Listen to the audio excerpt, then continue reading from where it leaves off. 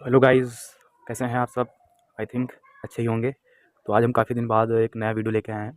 Time लग गया क्योंकि सेटअप बनने में दिक्कत हो रही थी। तो अभी तो थोड़ा बहुत बन चुका है, उसी से आगे लोग कंटिन्यू करते हैं अपने चैप्टर अल्टरनेटिंग करंट को। और जो डेरिवेशन था, कुछ डेरिवेशन हमने आई थिंक 11 वीडियो टोटल डाल चुका हूँ। उसमें से एक इंट्रोडक्शन वीडियो और सारे उसके डेरिवेशंस हैं और इंपॉर्टेंट जानकारियाँ हमने दी हैं इन वीडियो के थ्रू। तो आज हम एक नया टॉपिक लेके आए हैं उसी अल्टरनेटिंग करंट चैप्टर में, जो कि 12th का है। तो बोर्ड के हिसाब से बहुत इंपॉर्टेंट है ये डेरिवेशन। बोर्ड के अगर थ्रू देखें तो काफ़ी इंपॉर्टेंट है। और अदर जो मैंने कराया इंपॉर्टेंट थे ही, बट ये ज़्यादा इंपॉर्टेंट है। देखते हैं क्या है topic. Circuit contains only pure resistance and pure capacitance. कोई ऐसा सर्किट है जिसमें प्योर रेसिस्टेंस लगा हो और प्योर कैपेसिटेंस लगा हो, ठीक है। बस यही दो लगे हों और इसके अलावा कुछ ना हो, और एक उसे एक वोल्टेज सोर्स से जोड़ा गया हो। तो उसमें उसका डेरिवेशन कैसे करेंगे, उसमें करंट कैसे होगी, उसमें वोल्टेज कैसे होगा, उसका मतलब कि पी एवरेज क्या होगा, जो भी है अब हम सब इसमें निकालते हैं, ठीक है। तो उसका फिगर कैसे बनेगा, अगर फिगर हम देखें तो उसमें क्या हमें एक जोड़ना है रेसिस्टेंस और एक जोड़ना है हमें कैपेसिटेंस, और उसे क्या करना है वोल्टेज सोर्स से जोड़ देना है। एसी वोल्टेज सोर्स जोड़ना है, ठीक है। ये हो गया सी और ये हो गया प्योर आर और ये हो गया एसी वोल्टेज सोर्स। तो वोल्टेज सोर्स का वो इक्वेशन क्या होगा, मैंने 5-6 बता चुका हूँ कि इक्वेशन हम कैसे वोल्टेज सोर्स का निकल लिखते हैं। V S is equal to V not sine omega T, right. ऐसा माना है, इसमें जो फेज है इसकी 0 से शुरू हुआ है, इसलिए हमने sign omega T plus five वगैरह कुछ नहीं लिखा, साइन ओमेगा टी लिखा, ठीक है। अब इसके अक्रॉस जो रेजिस्टेंस है ना, इसके अक्रॉस वोल्टेज क्या मान लिया हमने, वी आर। इसके अक्रॉस वोल्टेज वी सी, ठीक है। इस हम डेरिवेशन को दो मेथड्स करेंगे। पहले मैं ऐसे जनरल मेथड बताऊंगा, उसके बाद जो शॉर्ट मेथड होता है एकदम मतलब करने वाला, वो लिगेंड वाला मेथड, वो बताऊंगा, ठीक है। तो देखते हैं आगे कैसे करते हैं। अब क्या करना है, अगर हम देखें जो ये इसके अक्रॉस वोल्टेज होगा, इस टर्मिनल के अक्रॉस, वही वोल्टेज इस टर्मिनल के अक्रॉस होगा यहाँ से यहाँ तक। और यहाँ से यहाँ तक आप वोल्टेज देखेंगे तो दो पार्ट में डिवाइड हो गया है, एक तो वी आर और एक तो वी सी। तो हम डायरेक्टली लिख सकते हैं V S is equal to V R plus V C. जो सोर्स वोल्टेज है ये वी एस, ये किसके इक्वल है, ये रेजिस्टेंस वोल्टेज के एंड कैपेसिटेंस वोल्टेज के, ठीक है। अब V S is equal to V S V not sine omega T. अच्छा ये बताइए, वी आर ओम्स लॉ में जो प्योर रेजिस्टेंस होता है, मैंने पिछले डिविजन बता रखा है, वी इज इक्वल टू क्या होता है ओम्स लॉ के अनुसार, आई इंटू आर, समझे। आई इंटू आर होता है प्लस। अब जब हम लगाते हैं कैपेसिटेंस का, तो क्यू बराबर सी भी एक फार्मूला लगाते हैं, आपको याद होगा, Q is equal to C into V formula लगाते हैं। तो यहाँ पे वी सी क्या आ जाएगा, यहाँ पे कैपेसिटेंस वाला वोल्टेज लिया इसलिए वी सी ले लिया, तो V C is equal to क्या आ जाएगा, क्यू बाई सी, ठीक है। तो यहाँ पर जहाँ वी सी लिखा है वहाँ पर लिख देंगे हम क्यू बाई सी। अब देखो, अब तुमने पढ़ा होगा कि करंट क्या होती है। जब अब किसी जिसमें रेजिस्टेंस लगा हो उसमें current D Q by D T होती है ना। D Q by D T आपने छोटे से पढ़ के आए हो, क्लास 9 से पढ़ा रखा है कि करंट जो होती है वो जो चार्ज फ्लो करते हैं उसके कारण होती है। उसमें जो रेट होता है चार्ज फ्लो की, वही करंट होता है, ठीक है। तो D Q by D T हो गया करंट। तो यहाँ जो करंट है ना, इसकी जगह क्या हम पुट करेंगे, D Q by D T. तो V not sine omega T. मैं इसको आधे बता के छोड़ूंगा, आप सबको करना है आगे, क्योंकि ये मुझे मेथड उतना अच्छा नहीं लगता, क्योंकि टाइम कंज्यूमिंग भी है और आप सबको थोड़ा थोड़ा डिफिकल्ट भी लग सकता है। तो क्या क्यू बाई सी। अब क्या करते हैं हम टोटल, इसको आर से डिवाइड करते हैं, dividing both side by R, ठीक।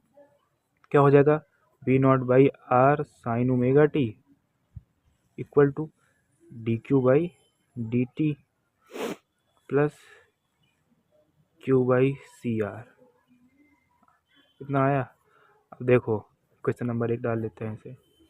अब थोड़ा मैथ काम आएगी। मैथ में क्या काम आएगा? Differential equation. आप सबने पढ़ रखा होगा डिफरेंशियल इक्वेशन, आई थिंक पढ़ा दिया गया होगा। अब इसलिए मैं नहीं बता रहा था, मेथड मुझे अच्छा नहीं लगता क्योंकि इस चैप्टर पे पहुँचते पहुँचते बच्चे डिफरेंशियल इक्वेशन नहीं पढ़े होते हैं, इसलिए ये मेथड बताना थोड़ा अच्छा नहीं होता है, बट होता ये मेथड है। आपने पढ़ा by math D Y by D X plus P Y is equal to Q type का डिफरेंशियल इक्वेशन पढ़ा होगा, जो एग्जैक्ट नहीं होता। आप अगर इंजीनियरिंग करेंगे तो आगे बताएंगे exact and non exact differential equation, तब आपको समझ में आएगा exact non exact differential equation क्या होता है। ठीक है, तो आप यहाँ अगर ध्यान से देखें तो यहाँ पर y की जगह हम q पुट कर दें और x की जगह अगर t पुट कर देंगे तो ये उसी फॉर्म का बन रहा है। देखिए D Q by D T मतलब D Y by D X, और यहाँ q की जगह y, p क्या होगा 1/CR और y क्या होगा q। तो यहाँ D Y by D X P Y is equal to Q, बन रहा वही फॉर्म ना। अब इस टाइप में क्वेश्चन में हम क्या निकालते थे? Integrating factor. अब कोई नॉन एग्जैक्ट डिफरेंशियल इक्वेशन होती है ना, तो उसको हम इंटीग्रेटिंग फैक्टर से अगर मल्टीप्लाई कर दें तो वो एग्जैक्ट बन जाती है। ये आप इंजीनियरिंग पढ़ेंगे फर्स्ट सेमेस्टर में। मैथ होगी, अगर आप इंजीनियरिंग कर रहे हैं कहीं से, पॉलिटेक्निक भी कर रहे हैं तो उसमें शायद पढ़ाया जाता है। तो इसका इंटीग्रेटिंग फैक्टर कैसे निकालते थे, याद है आप लोगों को? E is equal to P times D X integration of P D X. समझ में आया? तो आई एफ निकाल लेते हैं जल्दी से। E is equal to P, P क्या है यहाँ पे? पी है ना जो वाई के मल्टीप्लिकेशन में होता है, मतलब 1/CR। तो 1/CR यहाँ पी हो गया, और डी एक्स जो लिखते थे ना, अब यहाँ डी एक्स एक्स की जगह क्या है? टी, तो यहाँ क्या हो जाएगा? D T. समझ में आया? तो ऐसे निकालेंगे इसे। अब देखो टी वाला कोई टर्म है नहीं, तो यहाँ जनरली 1 का डिफरेंशियल क्या होता है? आई एफ इज इक्वल ई की पावर 1/CR, क्योंकि ये कांस्टेंट है, इसको बाहर कर लेंगे और यहाँ डी टी के इंटीग्रेशन टी हो जाएगा। समझे? तो ये हो गया तुम्हारा आई एफ। ठीक है, अब क्या करना है आप लोगों को? अब इक्वेशन कैसे निकलती है इसको मैंने मतलब बोला है 2 मेथड से बताऊंगा, तो ये मेथड अब आपको यहीं छोड़ रहा हूँ। आगे आप इक्वेशन डायरेक्ट पुट करके इंटीग्रेशन करके इक्वेशन निकाल सकते हैं। तो y मैथ के द्वारा क्या होता है? y into I F is equal to integration of Q P I F into Q D X, यही तो होता है ना। तो यहाँ y की जगह क्या है? यहाँ y की जगह क्यू है, और आई एफ की जगह क्या है? आई एफ हमने निकाला है ई की पावर t/CR, ये तो है, is equal to integration of Q D X होता है कि नहीं होता है? I F into Q D X. तो आई एफ क्या है यहाँ पे? आई एफ हमने निकाला है ई की पावर t/CR। अब यहाँ आप ध्यान से देखिए क्यों क्या है, ये तो होता है क्यों। तो क्यों V0/R देखो कांस्टेंट है, तो इसको बाहर कर लेते हैं, और यहाँ पे साइन ओमेगा टी। कांस्टेंट कौन कौन से होते हैं? जिनमें टी का टर्म नहीं है, और यहाँ डी टी।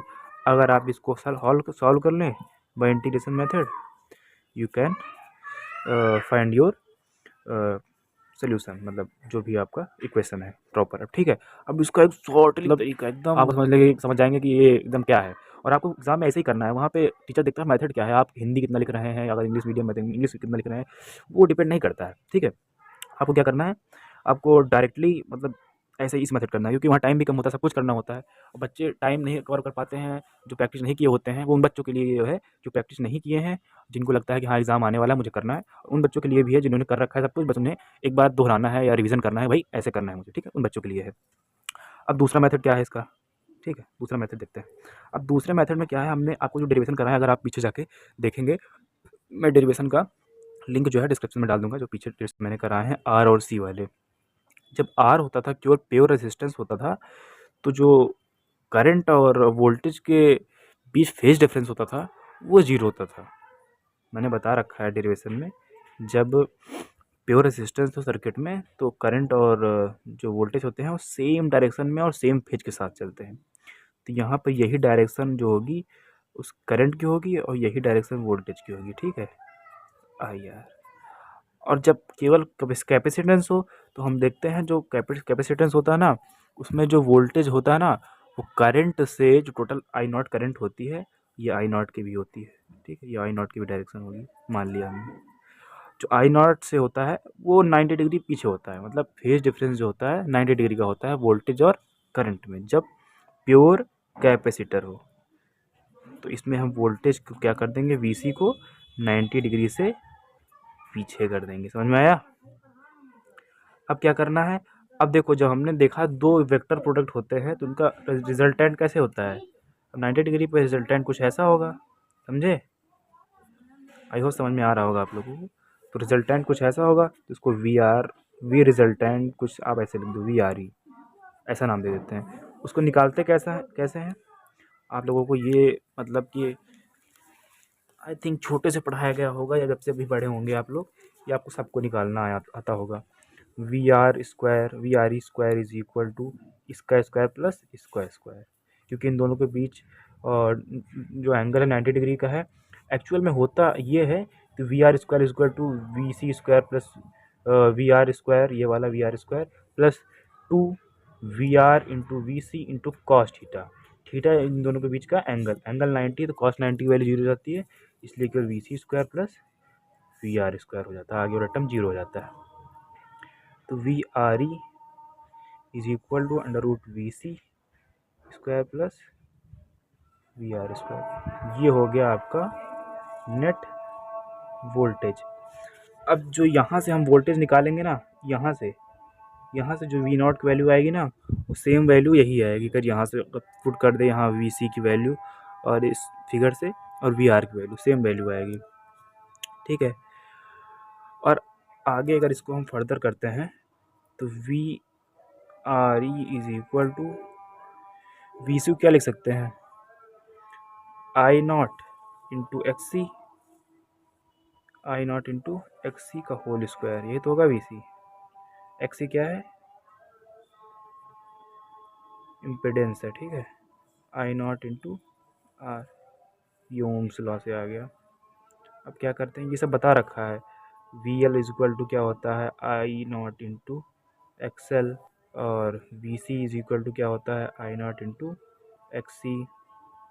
ठीक है, और V is equal to I R होता ही है, आप ओम्स लॉ से पढ़ सकते हैं।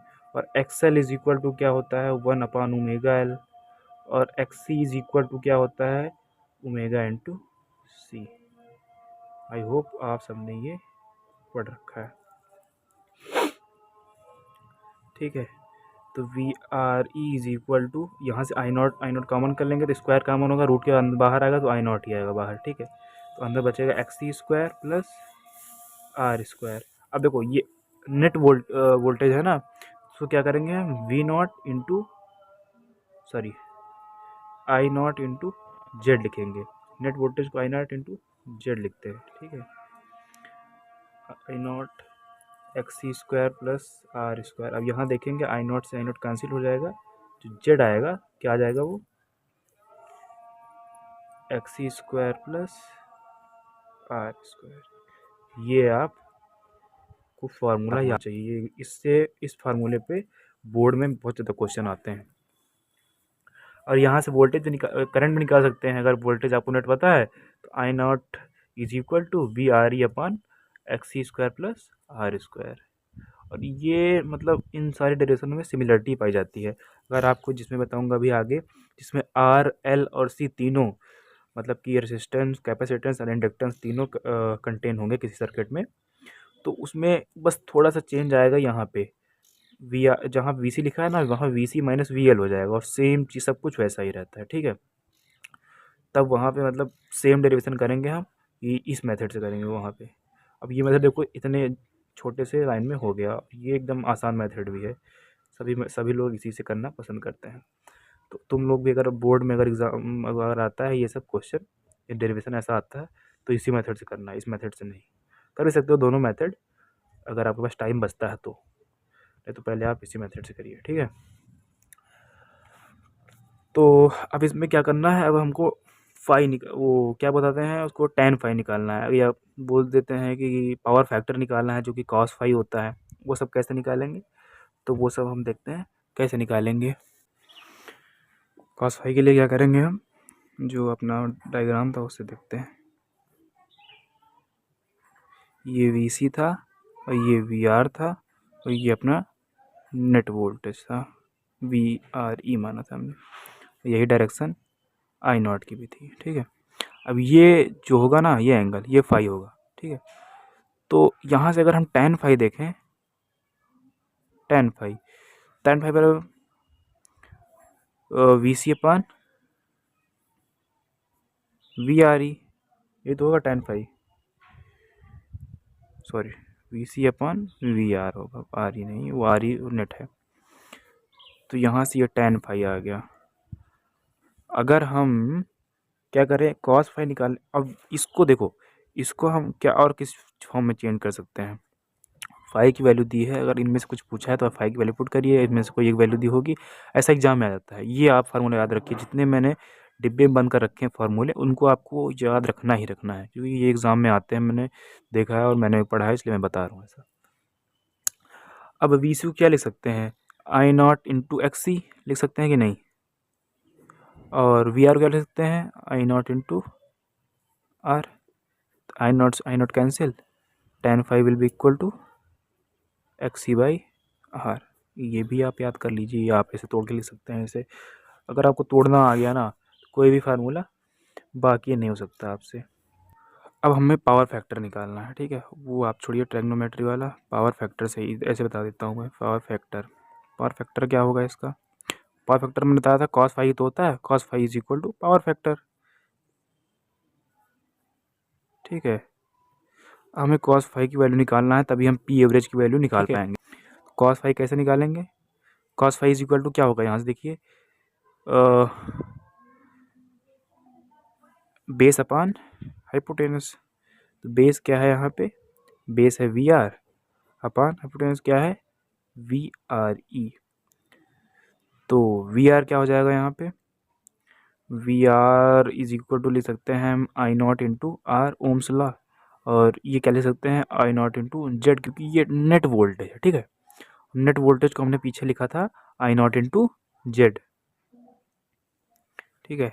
cos phi will be equal to I0 cancel हो गया, R बाई जेड। ये फार्मूला आप रट लीजिए, समझ लीजिए, कुछ भी कर लीजिए, बट ये आपको आना चाहिए फार्मूला। कहीं भी पावर फैक्टर पूछे तो आपको ये फार्मूला आना चाहिए।